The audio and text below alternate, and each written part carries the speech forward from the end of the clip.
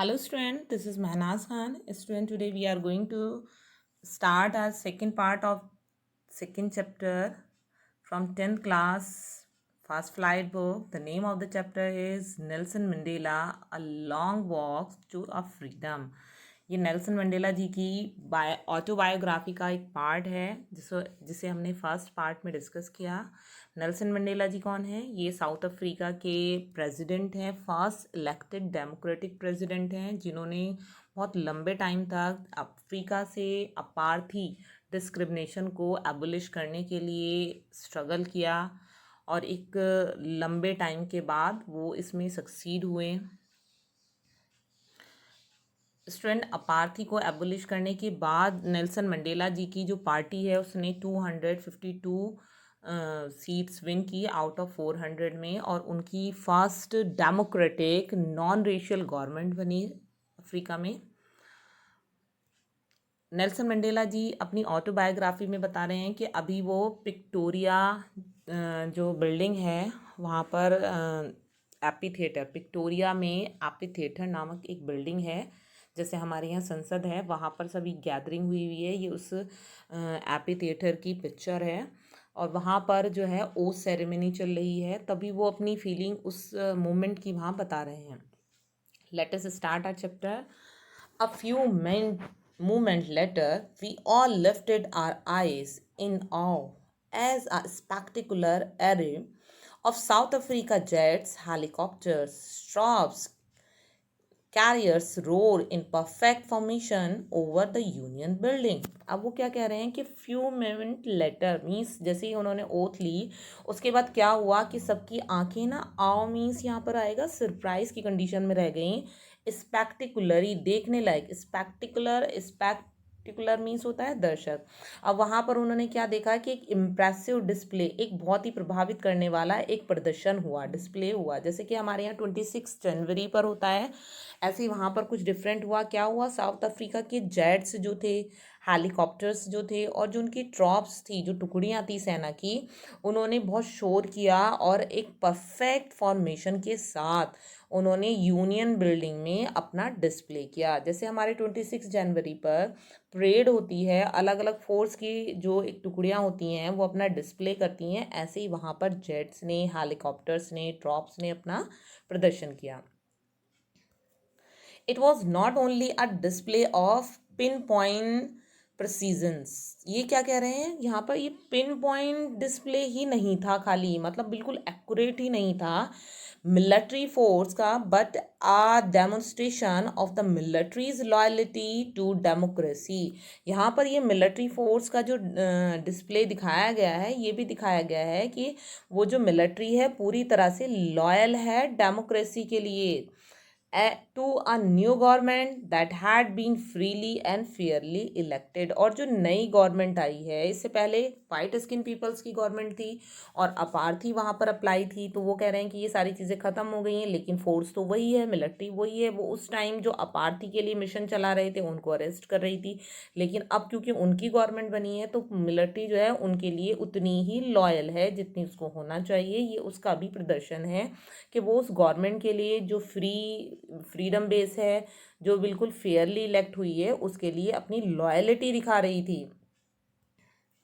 Only moment before, the highest journal of the South Africa Defence Force police their chest badge with ribbons and medal from days gone by, salute me and pledge their loyalty। अब वो क्या कह रहे हैं? एक moment की बात है कि जो हाईएस्ट जर्नल हैं वहाँ के आर्मी के, साउथ अफ्रीका के डिफेंस फोर्स के और जो पुलिस के हैं, और उनके सबकी जो चेस्ट पर हैं बैचेस लगे हुए हैं और उनकी जो रिबन्स हैं, मेडल्स लिए हुए हैं, वो कुछ टाइम पहले क्या था कि वो अगेंस्ट थे, लेकिन अभी क्या है, वो उन्होंने प्लाच किया है, उन्होंने प्रॉमिस किया है कि वो पूरे लॉयल रहेंगे उनके प्रति और गवर्नमेंट के प्रति। I was not unmindful of the fact that so many years before they would not have saluted but arrested. अब वो कह रहे हैं कि ये जो फैक्ट है इससे मैं अनमाइंडफुल नहीं हो सकता, अनकॉन्शियस नहीं हो सकता, कि मैं उसको भूल नहीं सकता कि कुछ साल पहले की बात है, वो लोग क्या करते थे, मुझे सल्यूट नहीं करते थे, मुझे अरेस्ट करते थे, टॉर्चर करते थे, क्योंकि वो उस टाइम उनकी ड्यूटी थी। फाइनली शेवरन, शेवरन क्या है, a zigzag pattern in shape of V, V की शेप का जो जिगजेग पैटर्न होता है, of the impala jets left smoke trail of the black, red, green, blue, golden of the new South African flag। अब क्या कह रहे हैं कि वो जो जेट्स हैं, you can see here in this picture, jets हैं वो डिफरेंट कलर्स के स्मोक निकाल रहे हैं, डिफरेंट कलर हैं सभी के स्मोक के, और वो कलर कौन से हैं, ब्लैक हैं, रेड हैं, ग्रीन है, ब्लू है, गोल्डन है, और ये न्यू साउथ अफ्रीका के फ्लैग को इंडिकेट करते हैं, और ये एक वी शेप बनाते हैं। वी शेप कैसे बनाते हैं, ये जेट्स को अगर आप जूम करके देखेंगे तो इन पर वी बना हुआ है, इस तरह कर बना हुआ है, और ये वी जो है यहाँ पर इनका जिगजेड बना रहा है, टोटल भी ये जिगजेड की फॉर्म कर रहे हैं। The day was symbolized for me by the playing of our two national anthems। अब वो कह रहे हैं कि ये डे एक सिंबल था, एक बहुत बड़ा प्रतीक था कि उस दिन टू नेशनल एंथम सिंग किए गए। हमारे इंडिया में वन नेशनल एंथम है, लेकिन अफ्रीका में टू नेशनल एंथम थे। क्यों थे? The vision of the white singing Nkosi Sikelela, जो वाइट स्किन पीपल थे उनका दूसरा नेशनल एंथम था Nkosi Sikelela Africa, and the black singing Die Stem, black जो स्किन पीपल थे उनका डिफरेंट नेशनल एंथम था the old anthem of the republic. अब वहाँ पर सभी मिक्सअप थे, white skin people, black skin people, तो सबने दोनों नेशनल एंथम सिंग किए। Although that day neither groups knew the lyrics of the anthems they once despised, they would soon know the words by heart। अब वो क्या कह रहे हैं, बाय हार्ट मीन्स होता है ऑरली। आल्दो दैट डे, उस दिन कोई सा भी ग्रुप, भाई वाइट स्किन पीपल थे जो ब्लैक स्किन पीपल्स के नेशनल एंथम को नहीं सिंग कर पा रहे थे, जो ब्लैक स्किन पीपल थे वो वाइट स्किन के जो नेशनल एंथम था उनको सिंग नहीं कर पा रहे थे। वो कह रहे थे कि कोई सा भी ग्रुप जो है वो प्रॉपरली लिरिक्स को सिंग नहीं कर पा रहा था दूसरे की। क्यों नहीं कर पा रहा था? क्योंकि ना वो उससे अननोन थे। Despites had a very low opinion, क्योंकि वो एक दूसरे से घृणा करते थे उस टाइम, लेकिन अब वो दोनों मिल गए हैं, इक्वेलिटी वहाँ पर हो गई है, तो अब उन दोनों को दोनों सिंग किए, तो कह रहे हैं जल्दी ही वो इनको बाय हार्ट ऑरली सारे वर्ड्स को लर्न कर लेंगे। On the day of the inauguration was overwhelmed with a sense of history. वो कह रहे हैं कि जो इनोग्रेशन का डे था, जिस दिन ये इनोग्रेशन हो रहा था, वो पूरी तरह से ओवरवीम्ड थे, बहुत खुश थे सेंस ऑफ हिस्ट्री, कि उन्होंने हिस्ट्री में एक बहुत बड़ा काम किया है, बहुत बड़ी विजय प्राप्त की है अपार्थी को एबोलिश करके। In the first decade of the 20th century, a few years after the bitter Anglo-Boer war and before my own birth, यो कह रहे हैं कि जो फर्स्ट डिके था 20th सेंचुरी का फर्स्ट डिके कब होगा? 1900 से 1910 फर्स्ट डिके होगा। तो उस फर्स्ट डिके में क्या हुआ था कि जो एंग्लो अंग्रेज और बोर, जो अफ्रीका के बोर कम्युनिटी थी, उनकी जंग हुई, वॉर हुई, and before my on birth, और ये कब की बात है? उनकी बर्थ से पहले, तब तक उनका जन्म नहीं हुआ था। तो वाइट स्किन पीपल जो थे, अंग्रेज जो थे ऑफ साउथ अफ्रीका में, वो पैच अप हो गए and their differences and erected a system of racial domination. उन्होंने वहाँ अधिकार कर लिया और रेशियल डोमिनेशन का एक सिस्टम चला दिया against the dark skin people of their on land. मतलब उन्हीं के देश में उन्हीं के डार्क स्किन लोगों के खिलाफ उन्होंने एक अजीब सा सिस्टम चालू कर दिया। The structure they created form the basis of one of the harshest, most inhuman societies the world had ever known। वो कह रहे हैं जो उन्होंने स्ट्रक्चर चलाया वाइट स्किन पीपल ने, वो बहुत ज़्यादा हर्ष करने वाला था, मोस्ट इनह्यूमनिटी वाला था, बहुत ही निरंकुशता वाला था, कि समाज ने, किसी भी वर्ल्ड की किसी भी सोसाइटी ने इस तरह का इतना अत्याचार वाला कोई सिस्टम नहीं फेस किया होगा। Now in the last decade of the 20th century, last decade 20th century का कौन सा है, 1990 से ऊपर, और वो कौन सा ईयर चल रहा था जब ये बात लिख रहे हैं, वो 1994 सेंचुरी का लास्ट डिके है। माई ओन 88th डिके, उनका भी 8th डिके है, मीन्स वो 70 से ऊपर की एज में पहुंच चुके हैं। यहाँ पर 70 प्लस जो है 80 डिके होगा। तो वो कह रहे हैं कि मेरा 80 डिके है। As a man that system had been overturn, और अब वो ये सिस्टम बिल्कुल ख़त्म हो चुका है, फॉर एवर, हमेशा के लिए ख़त्म हो गया है, and replace by one that recognise the right and freedom of all peoples, और उसकी जगह एक ऐसी फ्रीडम आ गई है जो हर सभी लोगों की राइट्स को फ्रीडम देती है, and regardless of colour of their skin, और देयर उनकी स्किन के बेस पर उन्हें कोई फ्रीडम की रिस्ट्रिक्शन नहीं है। That day had come about through the unimaginable sacrifice of thousands of my people। वो कह रहे हैं कि उस दिन वो जो हज़ारों मेरे लोग थे, उनका जो सेक्रीफाई है वो उसको अनइमेजनेबल है, उसकी कल्पना नहीं कर सकता मैं। पीपल वो सफरिंग, जिन्होंने सफ़र किया उसको, and courage can never be counted, उनके जो साहस है उसको हम कभी काउंट भी नहीं कर सकते, एंड रिपेड, और उसका कोई बदला भी नहीं दे सकता।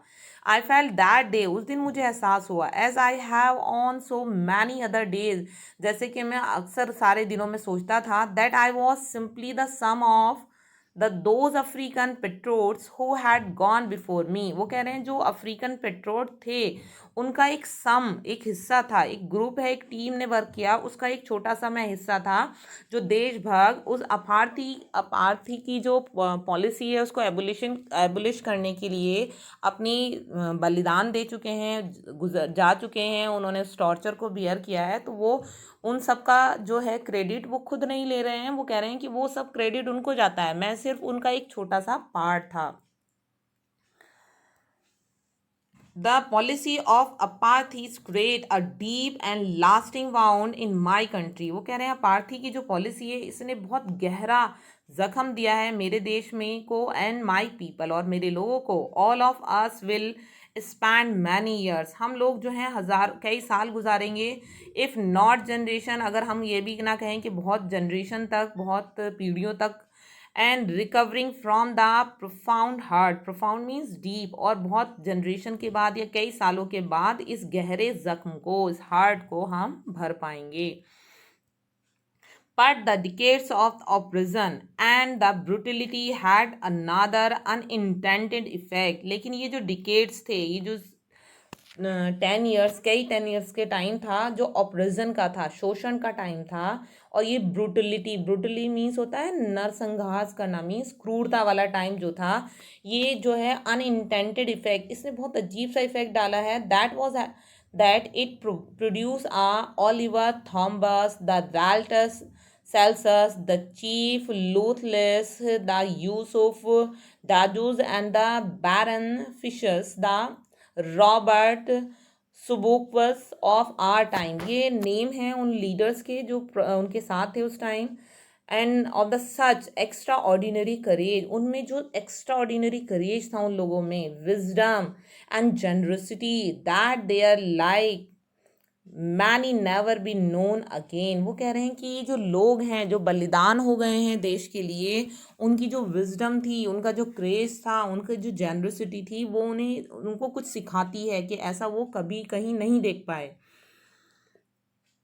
Perhaps it requires such depth of operation to create such highest of character. वो कहते हैं कि जो ऑपरेशन होता है, जो शोषण होता है, इसकी रिक्वायरमेंट है, जब किसी का शोषण होता है तो उसकी बेस्ट क्वालिटी निकल कर आती हैं।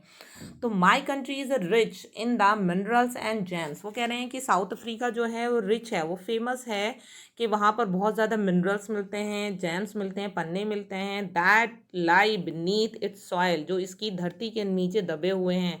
But I had always known that its greatest wealth is its people, finer, truer than the purest diamond।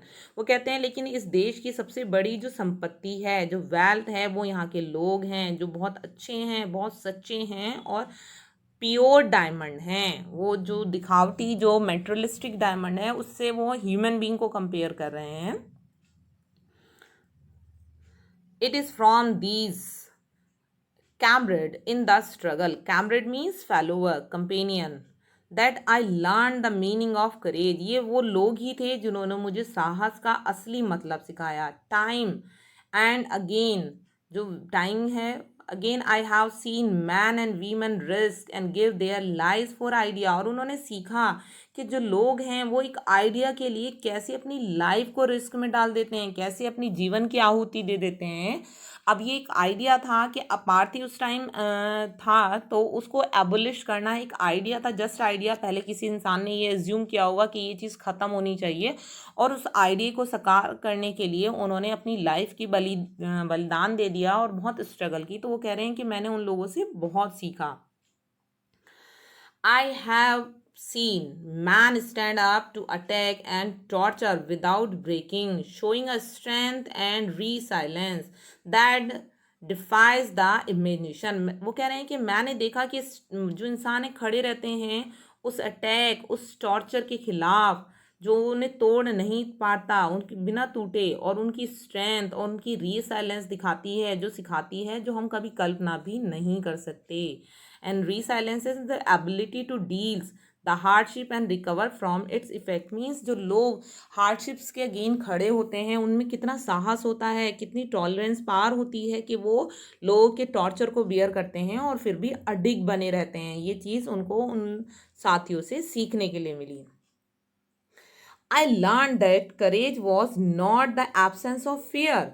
यहाँ पर एक बहुत बड़ा लेसन दे रहे हैं वो कि जो करेज है, साहस है, उसका मतलब ये नहीं है कि हमारे अंदर डर ना हो, बट द ट्रेम्स ओवर इट. लेकिन उसका मतलब ये है कि हम उस डर के ऊपर विजय प्राप्त कर लें. The brave man is not the who does not feel afraid. वो कह रहे हैं कि ब्रेव मैन का मतलब ये नहीं है कि वो डरे नहीं, but the who conquers that fear. वो व्यक्ति जो अपने फियर को कॉन्क्यूर कर ले, जीत ले, डर के ऊपर जीत ले. डर के हारे हार एक कहावत है हिंदी में, और डर को जीते जीत. मीन्स अगर हम डर, हमारे अंदर डर है, सभी के अंदर डर होता है. जो ब्रेव होते हैं ऐसा नहीं है कि उनके अंदर डर नहीं होता है, बट वो अपने डर को कंट्रोल करते हैं और वो एक मीन्स उसको अपने ऊपर कंट्रोल करके एक विजय दिखाते हैं, साहस दिखाते हैं. तो वो यही कह रहे हैं कि फियर का मतलब, करेज का मतलब ये नहीं है, साहस का मतलब ये नहीं है कि जो साहसी लोग हैं उसे डर नहीं लगता है. उसे भी डर लगता है, लेकिन वो इतनी हिम्मत करता है और आगे निकलता है, और यही उसकी विजय का स्रोत बनता है. Student, I hope that you have understood the explanation, every meaning and the right sense. Some valuable point we will also learn in the next part of this chapter. Thank you, student. Have a good day. Bye bye.